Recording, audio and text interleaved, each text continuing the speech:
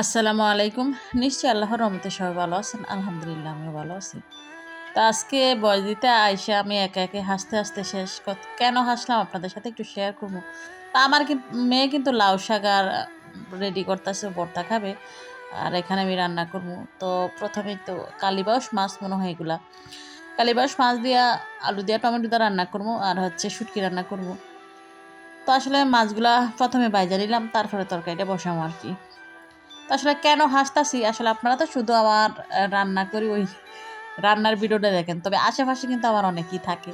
তো এখানে আমার 2 মেয়ে ছিল, আমার বোনের মেয়ে ছিল, ওরা 3 জনে মিলে অনেক ঝগড়া করতেছে। তো ঝগড়া কিন্তু যেহেতু ভিডিও করছি ওই ভিডিওর মাধ্যমে রেকর্ড হয়ে গেছে গা। তো আসলে এখন যখন ভিডিওটা এডিট করতে আসলাম তো ওদের ঝগড়া আবার নতুন করে শুনে আমি হাসতে হাসতে শেষ। তো আসলে এই সময়টা এখন ওরা একসময় ঠিকই মিস করবো। কারণ ওরা কিন্তু ৩ জনই বড়। তবে অনেক মারামারি করে, এখনো অনেক ঝগড়া করে। সারাক্ষণ একসাথে থাকবো আর ঝগড়া করবো। যেহেতু আসলে আমার বোনের বাড়ি আমাদের বাড়ি কাছাকাছি, যখন তখন আসা যাওয়া হয়। তো আমার বড় মেয়ে এখানে আছে, ছোট মেয়ে ওরা মানে ৩ জন মিলে অনেক ঝগড়া করতেছে আর আমি রান্না করতেছি।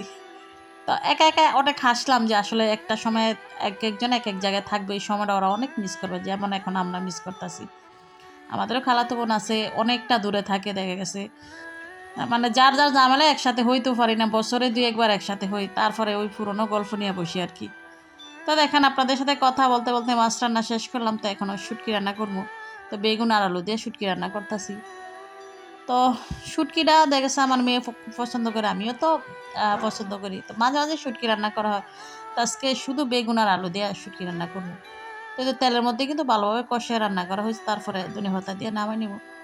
তো এরপরে ভর্তাটা বানাবো। তো এখানে প্রথমে মরিচটা বাজা করে নিয়েছিলাম তেলে, এখন রসুন আর পেঁয়াজ একটু ভাজা নিব। তো কাঁচা ভর্তার মজাই একটা, আর ভাজা নিলে এইটার মজাই আর একটা আর কি। তারপরে এই তো বেগুনগুলা ভাজা নিব।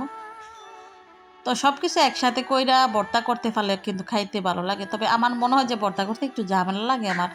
তারপরে মাঝে মাঝে ইচ্ছা করলে কিন্তু সাথে সাথেই বানিয়ে খাই। তো বেগুনটা একদম ফোড়া ফোড়া কইরা ভাজা নিছিলাম।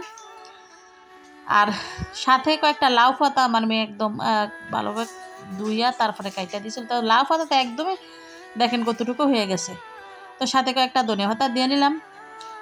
তো আমার মনে হয় ভর্তা মানেই সেরা, মানে যেই কোনো ভর্তাই হোক আমার কাছে ভর্তাটা ভাত খাইতে খুব ভালো লাগে। তো সব কিছু একদম বাইজা রেডি করে নিছি, এখন বাটনা দিয়ে বাইটা নেব।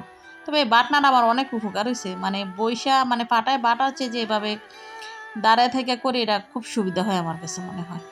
তো একদম সব কিছু একসাথে নিয়ে পিষা নিছিলাম।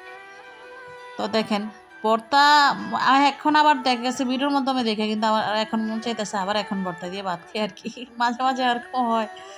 তো ভর্তা বানানো আর শেষ, সবচেয়ে সেরা হচ্ছে যে ভর্তা বাটনায় ভাত মেখে খাওয়া আর কি। তো ধন্যবাদ সবাই।